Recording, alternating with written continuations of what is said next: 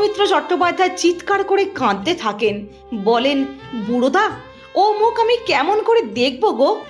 এ তো calculative suicide. যার হার্টের অবস্থা ভালো না, যার রেস্ট প্রয়োজন, সে রাত 2টো পর্যন্ত মদ খায়, পার্টিতে হইচই করে সব জেনে শুনে। উত্তমদা এ কি করলো? বুকে ব্যথা নিয়ে 23শে জুলাই শুটিং থেকে ফিরে উত্তম কুমার গিয়েছিলেন প্রযোজক দেবেশ ঘোষের নতুন ফ্ল্যাটে গৃহপ্রবেশের পার্টিতে। গভীর রাত পর্যন্ত সেখানে মদ্যপান করেন, ফেরেন ভোর রাতে।